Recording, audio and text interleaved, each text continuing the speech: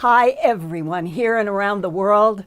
This week, Monday, April 8th, as you all know, it started with the excitement about the total solar eclipse that darkened the sun to a black circle inside a bright ring in at least 13 states, like this in Colebrook, New Hampshire, by Scott Eisen, and beyond to Texas, Oklahoma, Arkansas, Missouri, Illinois, Kentucky, Indiana, Ohio, New York, Vermont, New Hampshire, Maine, and Pennsylvania, where my daughter Laura and granddaughter Hannah took cell phone images like this beautiful one in the cloudy sky as the moon passed directly between the sun and the earth, completely blocking the sun's light and casting a shadow down on a small area of earth.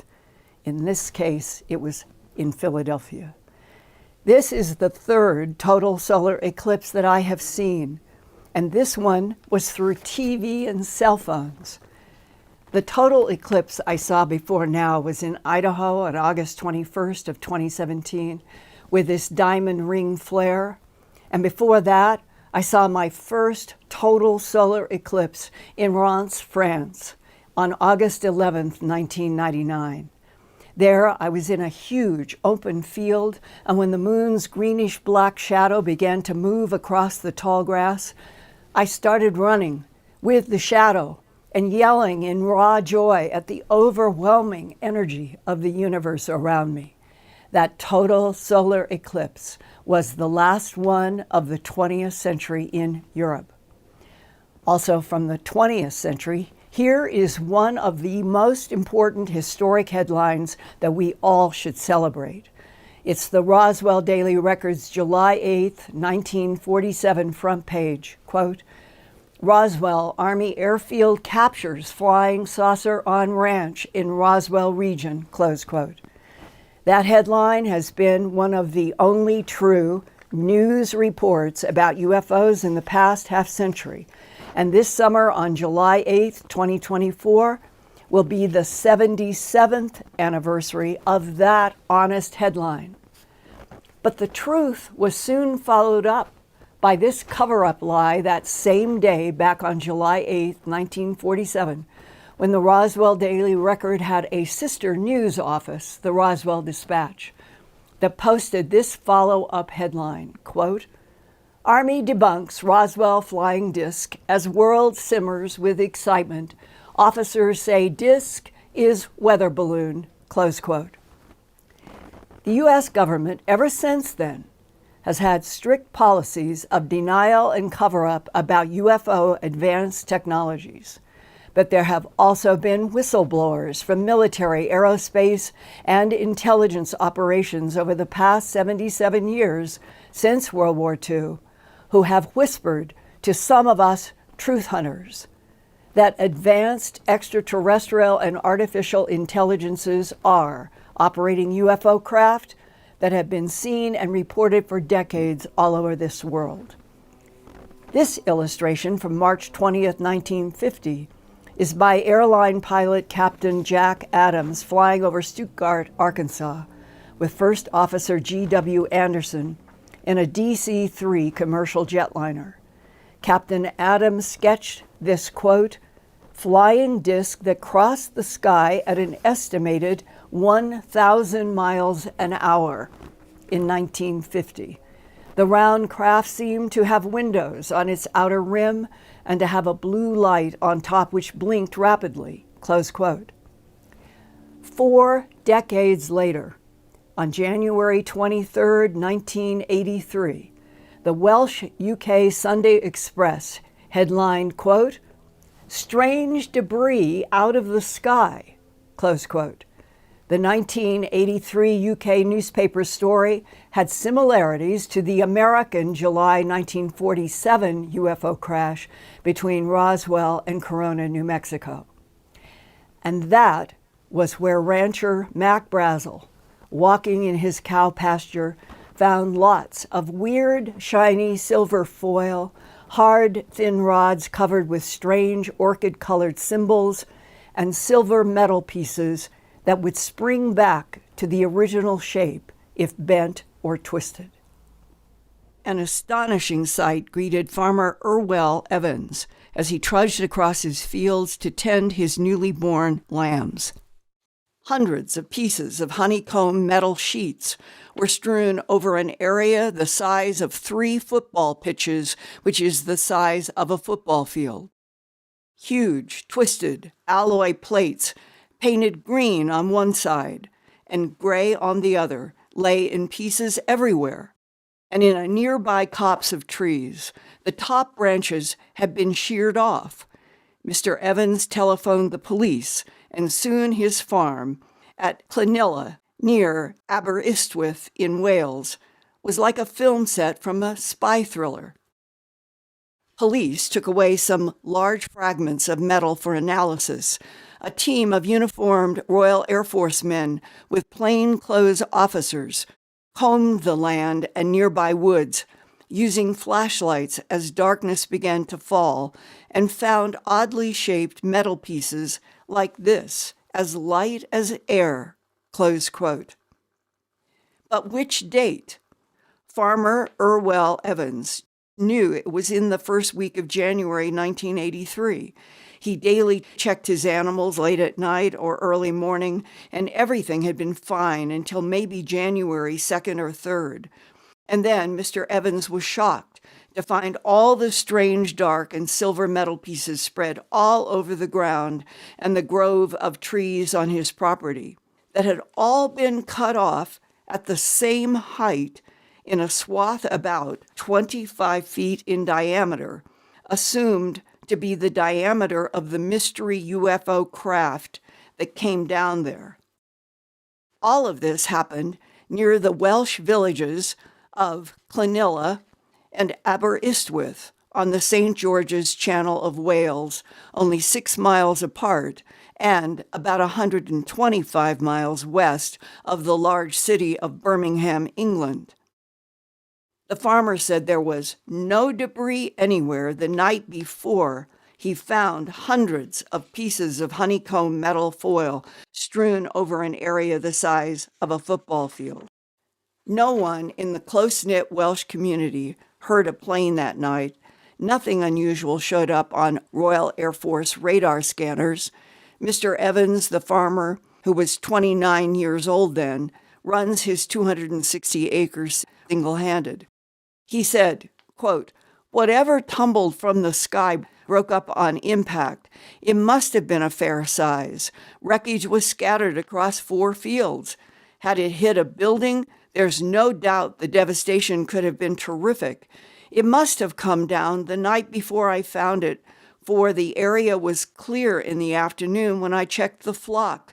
Yet I heard nothing at all unusual. Although the pieces themselves were extremely light, they must have fallen with some force to sever branches off trees. It is all very disturbing," close quote. Mr. Amir Hughes, secretary of the Cardiganshire Farmers Union, said, quote, "I've asked the Ministry of Defense for an explanation, but so far have had no reply. The RAF say they had no aircraft out at the time that this debris must have landed, nor any maneuvers. Not only that, their radar scanners picked up nothing unusual. Could it be part of a large weather balloon? No, say police. Too much metal. Could it be part of a downed satellite? Unlikely. Any remains would be charred.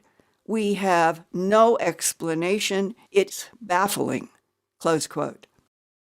1 documentary and 1 book have been produced about this Welsh UFO mystery. First, in 2008, Reality Films in the United States produced this documentary called Europe's Roswell, UFO Crash in Abersytwyth, from Mark Olly's Untold Tales, File 1. That documentary was distributed on Amazon Prime, but today in 2024, that documentary is now on YouTube at a website called Drake, Michigan, where Europe's Roswell and many other Mark Olly productions can be seen. Mark Olly is author of 9 books, including this new 2024 update of Europe's Roswell, 40 years since impact, now available on Amazon, published by Philip Mantle, owner of Flying Disc Press in West Yorkshire, England. Mark Olly is also an archaeologist who is a visiting lecturer at the Wilmslow Guild and the University of Chester. He also runs a DVD production and props company called Mythco and appears in the History Channel's Ancient Aliens.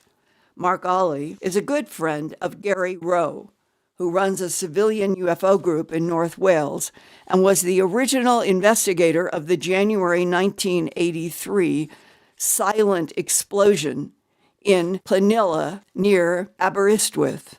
It was Gary Rowe who first heard in early January 1983 that a grove of trees in Llanilla had been cut straight across by something 25 feet in diameter, and he went to investigate. Gary found some metal pieces as big as 6 feet by 6 feet. Later, laboratory tests confirmed there was a large amount of the element called Lanthanum in the large metal sheets that were also completely covered with embedded patterns of 6-sided hexagons. Whatever it was, its maximum width was about 25 feet. Well, that's too big for a drone, and it's too small for an aircraft. Yeah, why at night wouldn't people have heard the sound of this kind of damage happening and run out of their houses and seen what was happening? Yeah, exactly. And there was no bangs, no flashes, no boom, no sound at all. So you got a fairly major impact. As you say, should have created at least some noise, and you got all this metal being scattered all over the place. What was it about these pieces that impressed you as an archaeologist that you would want to do continual research?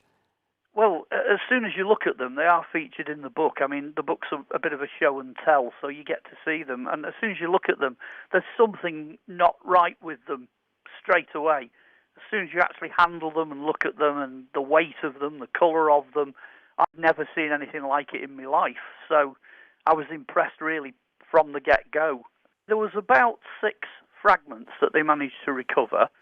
4 of them are quite obviously sheet metal of some kind, and 2 of them were like tin foil filled with honeycomb. So they were literally honeycomb tin foil. That just didn't weigh anything, but it was very, very difficult to squash. So that was odd, because it was very strong, and we still to this day don't know what that is, because that hasn't been analysed. But out of the 4 pieces of metal, 1 piece was very, very thin, and it was grey on one side and green on the other side. And when you tried to bend it or crease it or snap it, it just sprung back. You couldn't change the shape of it, and it really didn't weigh anything. And then the other pieces, they're a bit more like eggshell, grey on one side, but they're coated with literally thousands of hexagons all over the top surface of it. They're sort of convex. Well, you could put the biggest piece, say 30 centimetres by 20 centimetres, you could put it on the floor and stamp on it, and it wouldn't give. It would just stay rigid in the same shape, even though it was so thin. Again, it didn't weigh anything, but the metal inside it looked like a sort of crusty aluminium material. It was just extraordinarily odd. You couldn't drill it, you couldn't cut it, you couldn't saw it. The only way you could get pieces off it was to grab it with a pair of pliers and sort of wiggle it and snap it at very slow speed. So it was almost like the metal was fighting back. Just incredibly strong, incredibly light material. But we have done analysis last year, so we know what it is now. What? Years ago, we thought it was duralumin. British Aerospace had a look at it and they said, it looks like duralumin. So we sent 1 sample off to a laboratory in Australia, and another sample went to a laboratory in America. The one in Australia came back and said it's aluminium foam, which is a type of reactive aluminium that goes hard at room temperature. They thought it might be man-made, but the one that went to America, that came back and they said a substance called lanthanum or lanthanum, It's everywhere. It's in everything. It's in meteorites and galaxies and all over planet Earth. But it's incredibly difficult to get out of the ground to refine it. Costs thousands and thousands of dollars to do it. This was aluminium foam. It's a type of reactive metal. The lab that we used in America was MUFON. They may comment on it. They were the better ones at testing it, and they got the better material as well. I ask about the UK, thinking that maybe you had shown these pieces once you got reports from MUFON and others, that you might have shown them to a scientist, like a metallurgist or somebody who works with ion microprobes. Yes, we did. We went off to people in the military that are involved with things like tornado aircraft. None of them would comment on the record. And when they wouldn't comment, what words did they say to you? Most of it was no comment. We can't say anything. We don't know. We've never heard of lanthanum. We've never heard of the use of lanthanum or lanthanum. Yes, we know about aluminium foam, but we weren't using it at that point in time. That's all the feedback we got back. The analysis came from MUFON of Missouri Laboratory. Strange stuff. Yeah, has MUFON reported any of this? It was done in reasonable secrecy because the book wasn't out. They could comment on it now because it's in print. Tell me, for everyone to hear, about how to get the book that has the photographs and has the scientific analysis in it. Okay, well, it's got everything, absolutely everything we know. Photographs, diagrams, analysis. The book's called Europe's Roswell, 40 Years Since Impact, and it's available through Amazon. It's worth mentioning some of these pieces of metal were 2 meters square, 6 foot square. That's more lanthanum than mankind has ever mined. And that's just one sheet, one piece of fragment. And this stuff's covering like a football field. Did anybody back in the 1983 time period go up in a helicopter or a fixed wing and take photographs looking down on the tree damage from the UFO? No, they didn't. It's a real shame. No photographs at all, as far as I know, exist of the crash site at the time. And it would have been difficult to do that because of how quickly they removed the woodland. They were really on that within a matter of weeks. Did you have any proof about whether it was an American military, American intelligence, or UK military or UK intelligence team that came in and took out all of those trees? The only proof we have is that the eyewitness, Irwel, said that what he was seeing was British. So you have British police, British Air Force people, and then these guys in the civilian outfits. They were all British, with British accents. So I don't think there was any Americans involved in that cleanup operation. But that doesn't rule out one of the analysis that came back from Australia. They felt that the grey substance used on their sample, they felt that that resembled a type of American glue. But then the problem we had was when the analysis came back from the American laboratory, they didn't find that. So that was contradictory. We've published it as is, but that's the only American connection we've got, is this type of glue, which could be a mistake by the Australian lab. But it also could be an act of deception on the part of the United States intelligence operations that were actively involved in investigating and trying to nail down everything they could about what happened in England. And our government has done that all over the world. Well, there's definitely smoke and mirrors involved. There's no doubt about that, because the original newspaper report included information that the eyewitness didn't remember, which downplayed the original crash. So there was something wrong with that. Then this American glue crept in, which was from the Australian lab, and I read it and I felt like they'd been got at. Then when the DVD came out, that was an American company that put that out, but it just died on its feet. So all down the line, it just looks like it's been, killed off at the American level. The publisher has samples, additional samples. I've got one additional sample. Obviously, it's a finite resource. We don't have tons of it. We've only got the bits that Gary recovered. and he really is possessive. He's protected them for 40 years. So with the bits we've probably got another shot at an analysis, but it's finding somebody who'll go on record. In America, what they tend to do is they've got plausible deniability. Over here, the policy is complete silence. This isn't in the book, okay? Here's some new information for you. We pursued some freedom of information requests over here in the UK. We did the usual. We did all 3 Air Force bases, the police, military, MOD files, and then we finished up at the Central Record Office in Kew, and they have the archives, so they have a lot of the past material there. And we got a very interesting reply from them, and the reply, basically, the gist of it said, we are not allowed to release information on this incident because it still contains the details, the names and what have you of people that were involved, and therefore it's covered by data protection. At which point, me and the publisher, Philip, were laughing like nobody's business, because at the end of the day, what they've just done there is they've said, yes, there was an incident, there has been a crash, we know that, and we've got records of it. And number 2, the people that were reported as involved in the cleanup operation, clearly they also exist and are probably still alive today. So it was the first actual official confirmation we'd got from MOD records that this happened. So it definitely happened. So we've definitely got the debris, we've definitely got the analysis, and now we've got confirmation in the last couple of months that it definitely happened. You know, I would be very interested if Ian and Eric have the ability to do like a quick poll of all of you here tonight about how many ever heard of this 1983 sort of like Roswell case before tonight. It amazes me how much can be buried under history.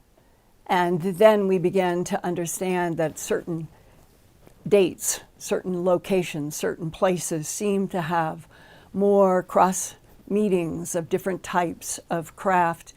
And it is fascinating that here we are at the 2024 spring. And when I ended up being able to talk with Mark Olly, and we were comparing notes and how much is not known out beyond a very certain small group of people about what you would have thought would have been known to the entire Welsh village and along that coastline. How could it have been so silent that nobody knew? And these are the kinds of mysteries that I love to investigate and bring to the Earthfiles YouTube channel to share with you and see what you have experienced, what you might know. And Ian, if it is possible to do some sort of a quick sampling of how many people actually knew some of this information before tonight, I would be interested. And welcome, Ian, to coming into our interface with our audience. Thank you, Linda. That was a fascinating report, and I actually was with Mark Olly last Thursday evening when he gave a brilliant talk to the Birmingham UFO group, and you know, it was well received, and I recommend everyone to check out his books, and particularly his book on the European Roswell, yes, available on Amazon and all good bookstores. But the question remains, Ian, how many people did not know about this? That is a fascinating question. We're running the poll at the moment, right now in the chat. Eric and I have got that up, and it's showing currently no 80%. Are saying that they didn't know. Yeah.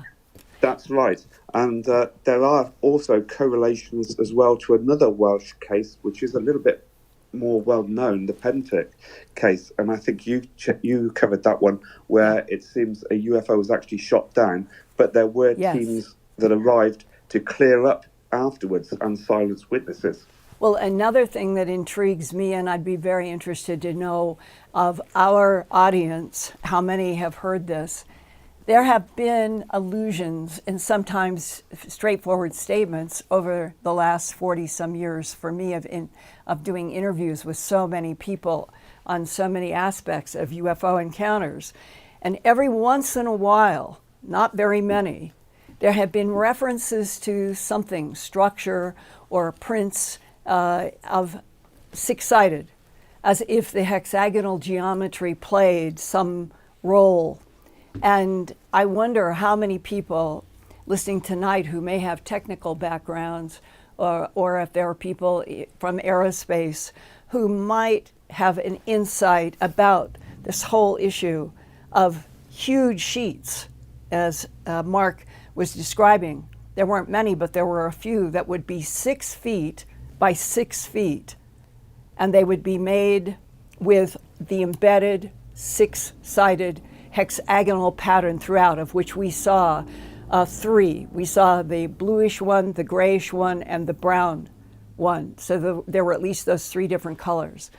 And it isn't very common to, I would say, the general human experience to see metal that was completely imprinted, as those were in that case with the six-sided geometries. And that issue of honeycombs and six-sided in the number has come up every once in a while, and I wonder if they're related, having to do with structure and technology. Well, yeah, the hexagonal and honeycomb structures do feature as well with ET experiences, and we've got Lee XID in the chat this evening, who says honeycomb most structurally sound and economic for manufacturing and strength.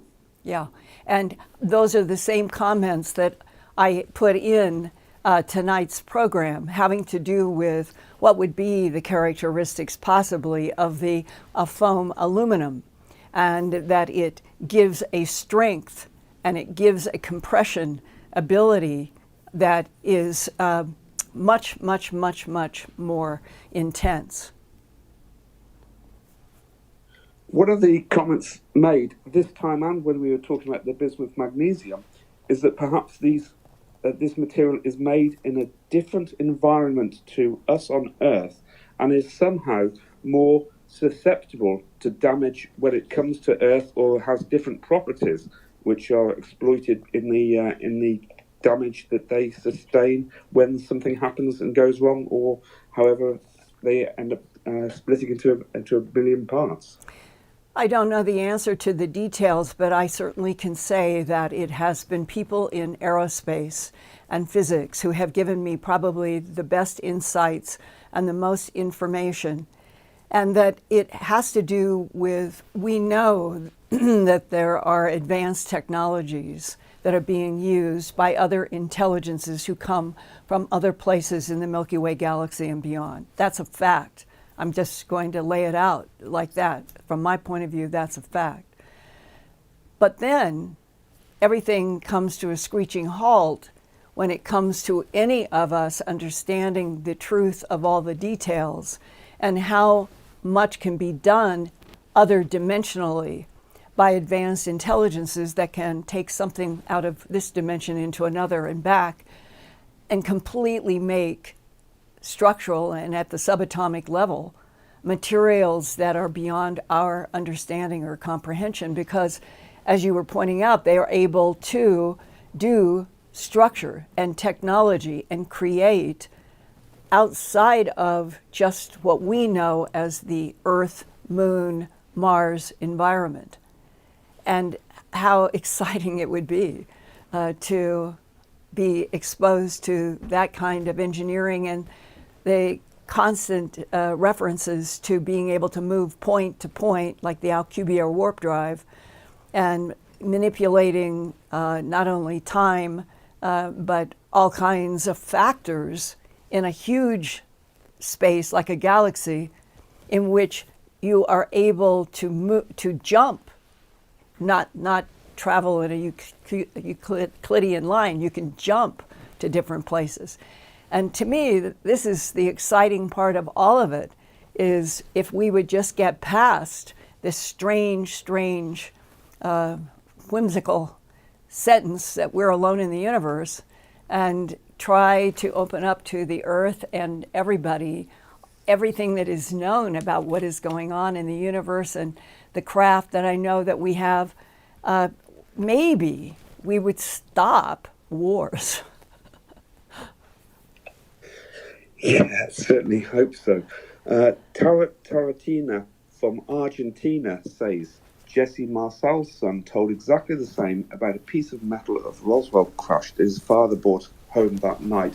And Tom the Man TV as well references the memory metal that seems to be a similar type of properties of that found in Wales. Right. The memory metal are the ones that people have said they've tried to jump on or compress, or they've been able to get them in a lab and fold them over, and they go right back to wherever they were originally. Staying on the subject of the crash, 1111 says, what other countries have had a Roswell incident besides England? I know we've had a few reports from Brazil as well, but they want to know what other countries had a similar incident. Well, I think that they have been all over, all the continents, everywhere.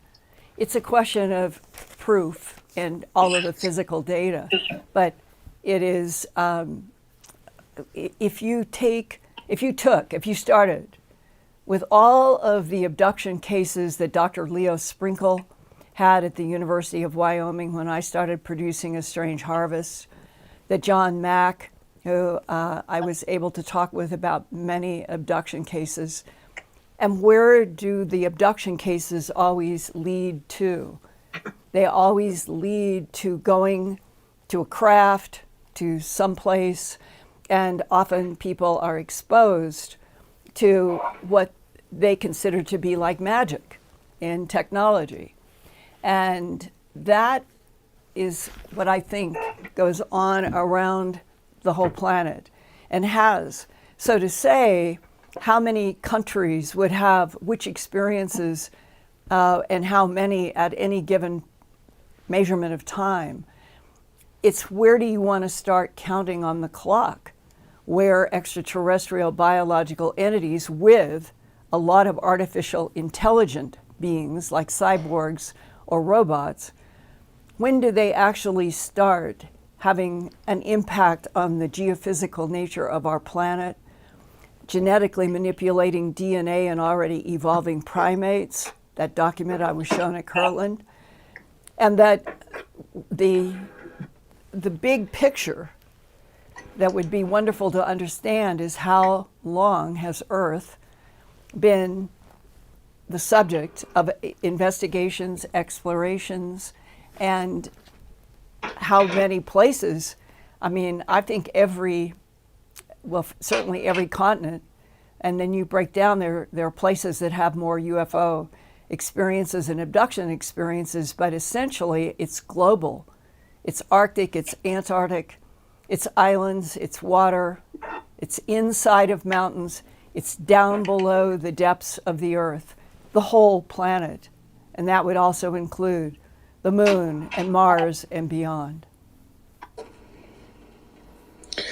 Okay, Linda, we've got Tom the Man TV says he's talking about the ancient seeing alien writing, but for some reason he can't remember it. Now that links with another question he has about recovering memories via hypnosis. He says that he did see some alien writing, but he says, I swear I'm not making this up, but when I try to remember, I either get a headache or it's a bit foggy, almost as though there's some mind manipulation control still going on that's stopping him from remembering.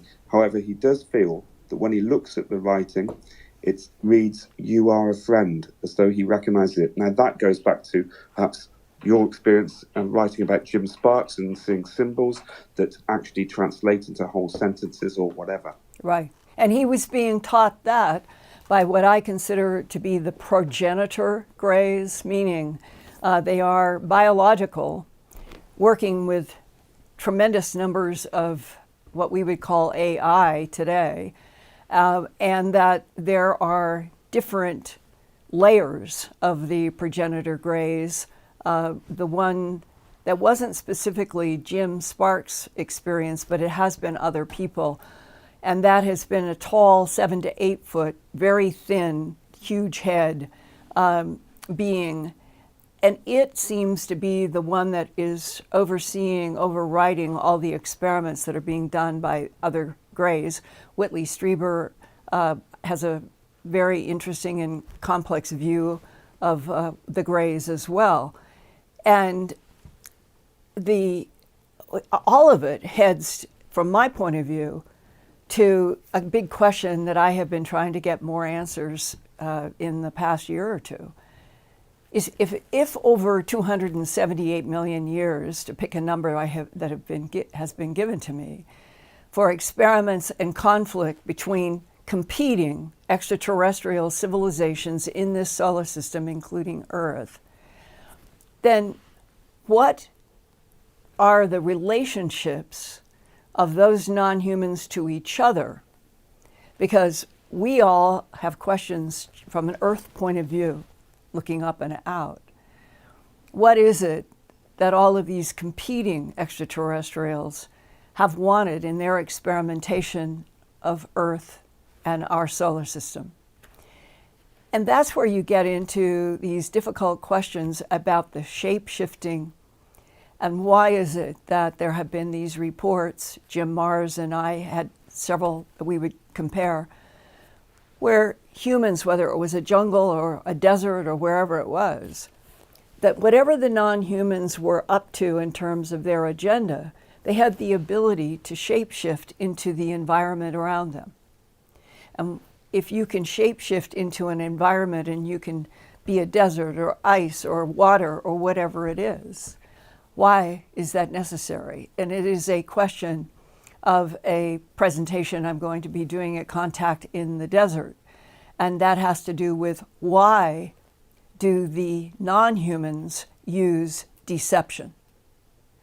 If everything were straightforward, if everything was supportive, if everything involved goals that met in the same place, which would be supporting the evolution of life, encouraging the development of beings with consciousness about the universe that would include agape love and the ability to work with other beings, even if they didn't look like you, that something would have a positive evolutionary feel to it.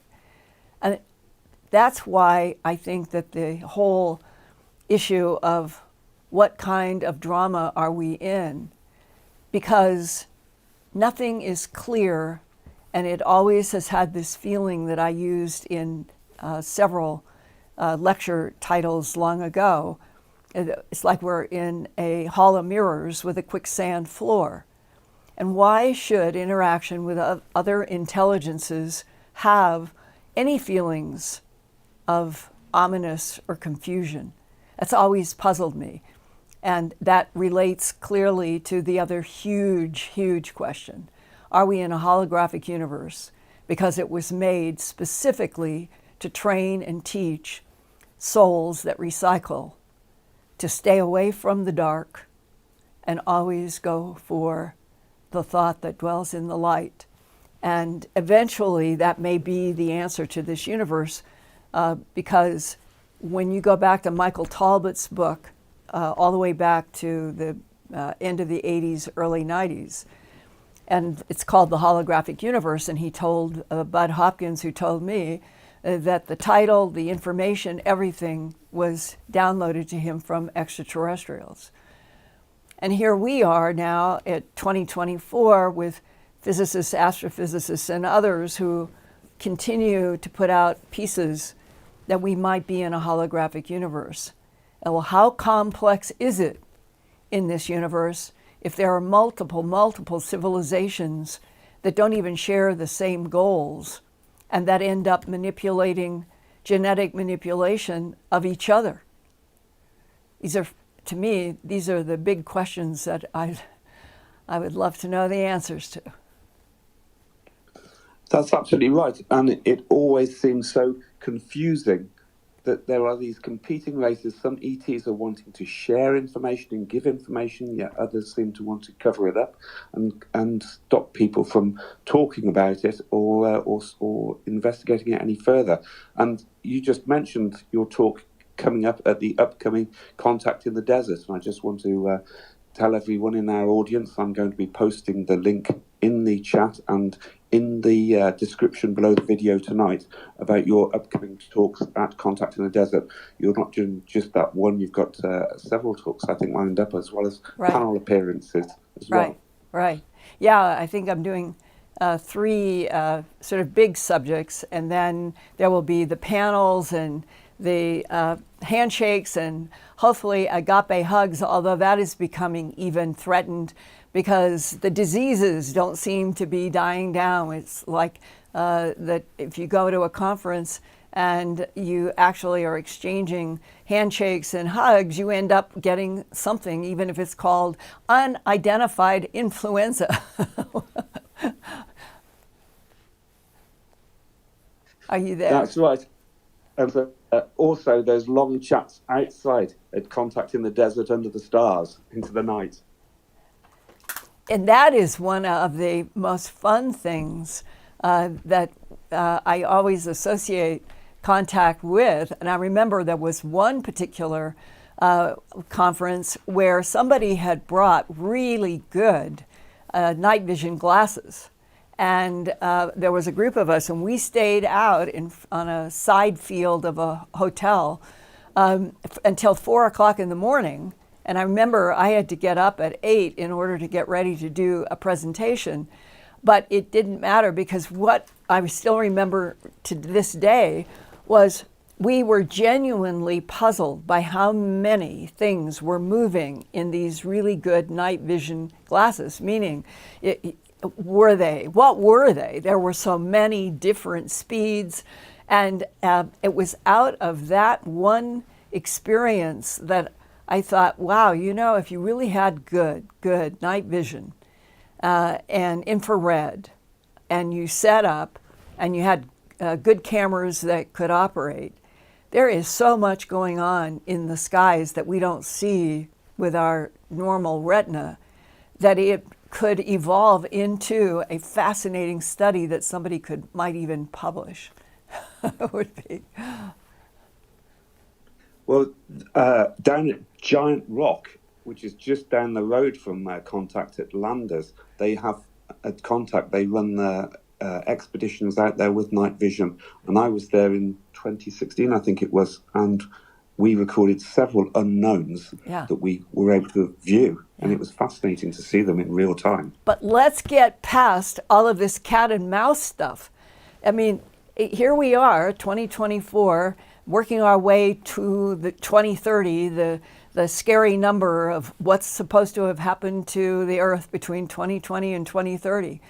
Well, why can't everything be changed over to, all right, let's get introduced to real extraterrestrials that are advanced, that they can help us, that we don't have to be afraid of what is going to happen for the remainder of this decade and ongoing, and that Earth doesn't have to be worrying about some horrible future because we do have extraterrestrial allies. Why can't this decade convert into that instead of all of the war and doom? Because I think you sort of get what you concentrate on.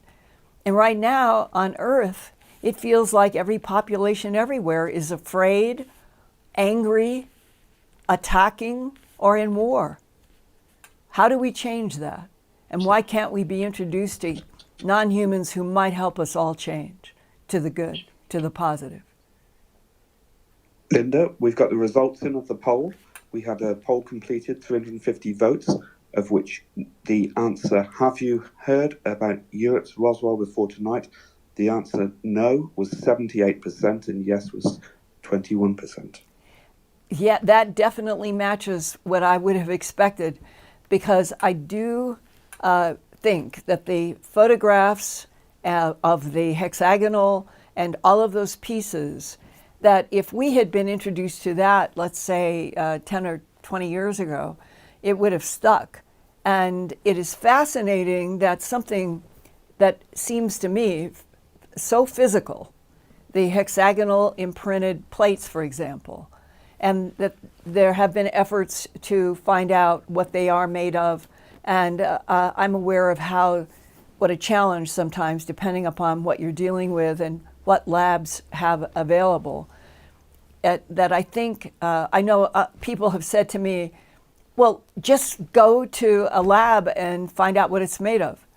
But it isn't quite that simple. And what the evolutionary path that the guys in England, Philip Mantle and Mark Olly and their crew there, everybody there, and John Rowe and all of them, they have really worked hard trying to understand.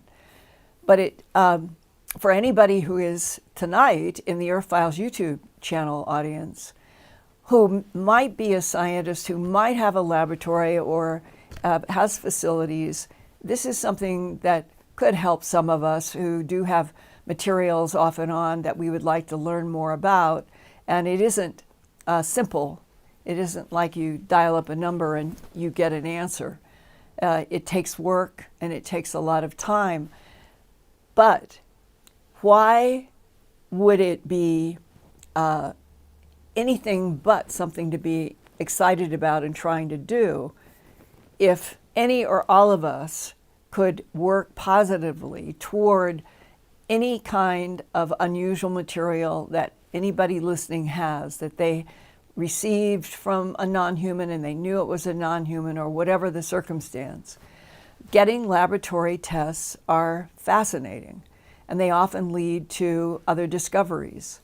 So this is a piece of the population, and we are getting close to breaking through 270,000 subscribers.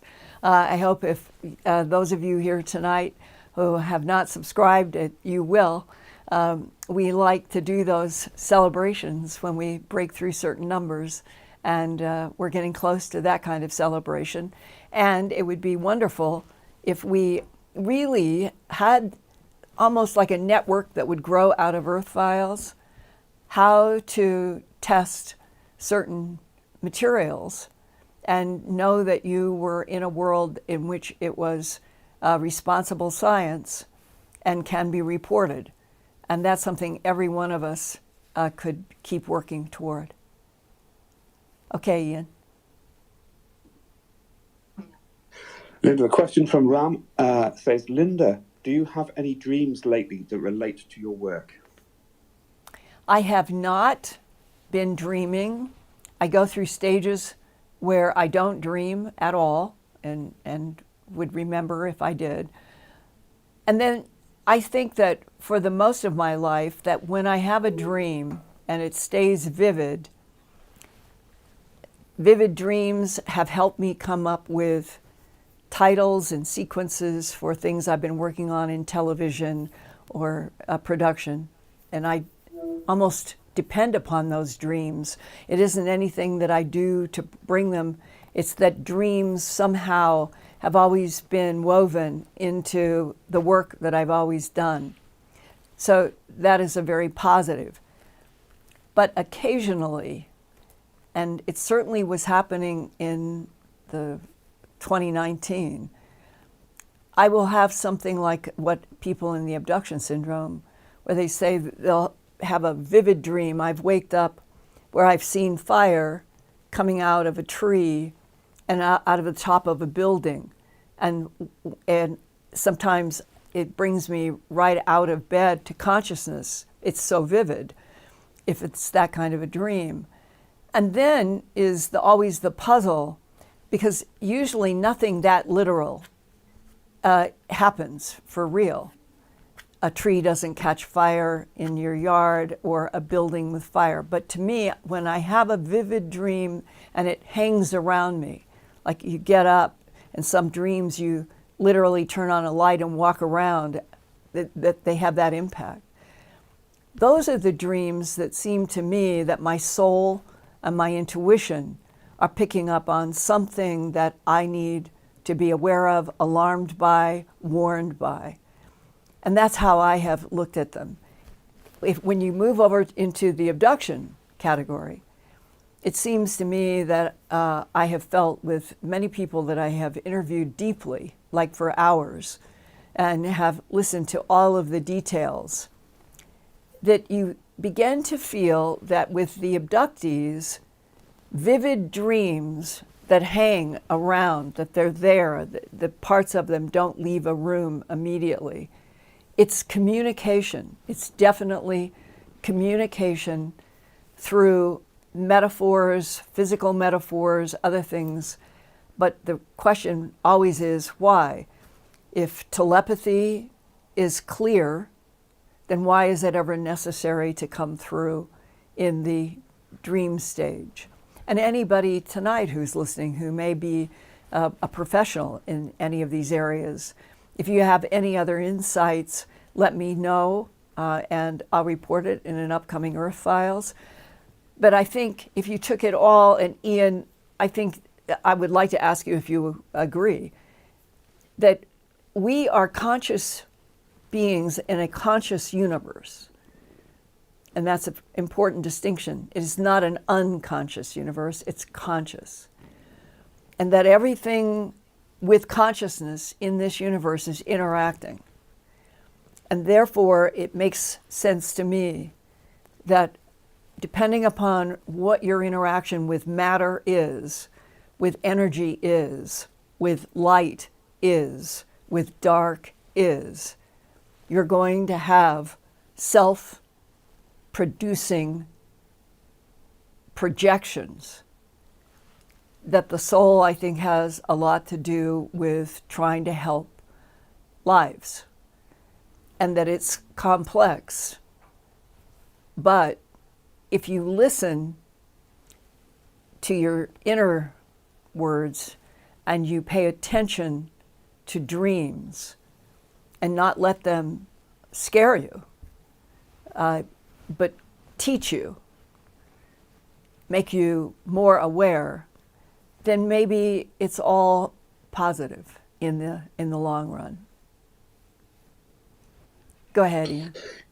Yeah, the dreams are a fascinating part, and I'm still meeting up with lots of people who have ET experiences, and they always talk about their vivid dreams, or right. The dreams were so vivid they feel there was more to it than a dream. I have to move on to our super chats, to acknowledge our super chats from our generous audience tonight. And we have an audience tonight, Linda, that's from not only all over the United States and Canada, United Kingdom, Ireland, Bahamas, Argentina, South Africa, Australia, New Zealand, Chile, and probably many other places that I haven't mentioned tonight. Oh, thank you. I love the whole feeling that we come together on Wednesday nights as a world body, as a not, I am in this side of a line and you're in that side of a line, but that we are in an earth with a feeling that if we could blur all of the lines and we could just agape love each other as fellow beings, what a transformation we might see on this dear planet. Absolutely, and we're all connected underneath the oceans, and we're all connected as one. And we offer a safe space here at Earthfiles for people to come and bring their stories and share their experiences and share their opinions. So here we go for the super chats this evening. We've got Cat Chaser, Gloria Canales, Amian S2 Love, Liz Gaspari, Cindy Voll, Alex Bleeping Jones, Terry, Liam Marshall, and Moonbird. You guys, thank you, thank you, thank you. An agape hug. Linda, here's another interesting question, and it was asked last week in the chat, and it's also asked again by Tom the Man TV. Does Linda watch science fiction movies or even have time to? And from last week's chat, the question was, does Linda have a favourite science fiction film? What came into my head exactly was the scene in Them, going all the way back probably to the 1950s. I was born in January of 1942. And I know that I was old enough to be in the movie theater, and I know that my mom and dad were there. and that I am terrified of a scene on the screen in black and white of big ants that are, I was in grade school, and that these big ants are from someplace else in the universe. And what I don't remember is anything about the ending, but I remember these ants. Now, why am I bringing that up beyond the fact that that is exactly what just came into my mind as you asked the question? Jump up to the last 4 to 5 years, and going back probably 5 to 6, because it's in my Earthfiles where I first did the reports, was after learning that Ronald Reagan was given a briefing at Camp David in March 6th to 8th, 1981, by the CIA, NSA, DIA at Camp David. And what was the subject? 5 or 6 different extraterrestrial groups from different solar systems, and one of them was considered a enemy, a violence, a huge threat. And what were they? The tronoloids that are insects.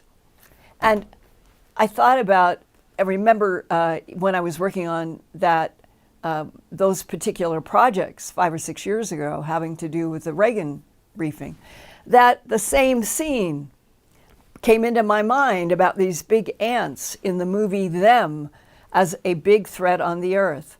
And it has occurred to me that there actually may be themes like that, what you remember being traumatized by or thrilled by when you're 5 or 6 or 7 years old.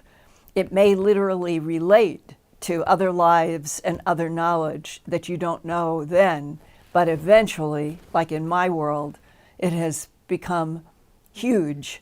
And the question of insects that could be a threat to the world, from little to something giant from another planet, seems to me to be part of the interstitial concerns of the planet that we are actually living on now. And where will the future end up in our relationship with different civilizations that are definitely in this galaxy and beyond? And for those of you who have been reading some of the fascinating, exciting physics, astrophysics work recently, the New York Times has been doing beautiful coverage. And that has to do with various instruments that they're looking at galactic numbers and how many galaxies and going back how far. And the idea that on this beautiful Earth, in this one solar system, in one Milky Way galaxy, when there are trillions of galaxies by all of the new astrophysical work, this is an exciting cosmos, and we shouldn't stop being excited about learning about it, because there may or may not be something every once in a while that might be a threat. Humans are threats to each other under certain circumstances. And I pray every day that we would get past that to agape hugs. Go ahead, Ian. Okay, Linda. We have Amy Lopez has put this question up several times this evening. She says, can you tell Linda everything started 100 million years ago with the Lyran War? You go from there, you know the truth, etc. See, the problem I have with the books that have the different drawings and so forth, they may end up being 100% corroborated and true. The problem is, in all directions, until we finally are in a government of the United States and our allies, in which it is decided that it is a much greater responsibility for a government that is supposed to be of, by, and for the people to let us know everything there is to know about other life forms in this universe. It just seems like a fundamental right of consciousness in a conscious universe. Their argument is, always has been, the technology, the weapons, all of that has to come first. Linda, don't be naive. Weapons and military and all of that has to come first. We have to make sure that we've got the best, that we're working on the best technology. We are collaborating with the non-humans who can help us the most. And then later on, I think it's the other way around. I think that we as a population that was genetically manipulated by other life forms into being has a fundamental right to know everything. And that in the knowing of everything, we as a species, 8 billion strong right now, without any more thermonuclear wars with those, who knows what would happen. But if we all suddenly were revolutionized into a consciousness on planet Earth that has been home to many other consciousnesses that are out in the universe, I'm convinced of that. I think the Anunnaki and many of the languages that we have in the Middle East and Mesopotamia relate to actual extraterrestrial presences. If we could be told everything that everybody knows about the working relationship between the consciousness of the universe and the consciousness of life forms, it truly might change the future of this planet to one that is in doubt, to one in which humanity can finally prevail because it finally is on a planet that is not drowning in lies and deception. If the universe is conscious and all it gets in frequency from a planet or a solar system are lies and deception, why would it strengthen that solar system? I don't have proof either. But on this day in April, with so many of you feeling that it's a somewhere deep in here feeling with the eclipse of the sun. It is like a raw connection to the consciousness and force of the universe. And that when you experience it, then you want it to continue. That's the part that we all should want to continue. And the idea that right now we're at this truly revolutionary moment, another decade that may end up not so cool, that we and our minds and our hearts and our souls could change the end point. I wish for all of you to concentrate on an end point that has all of the thought that dwells in the light trying to help us. That's my wish now. It has been my prayer for a long time. And that I love coming together with you guys on Wednesdays, and that I hope we can keep doing this for a very long time. Brad told me today that we have now, I think this is our 303rd or 304th live broadcast. And let's keep going. Maybe we can do another 300. I truly love you, fellow human beings. And I'll see you next week.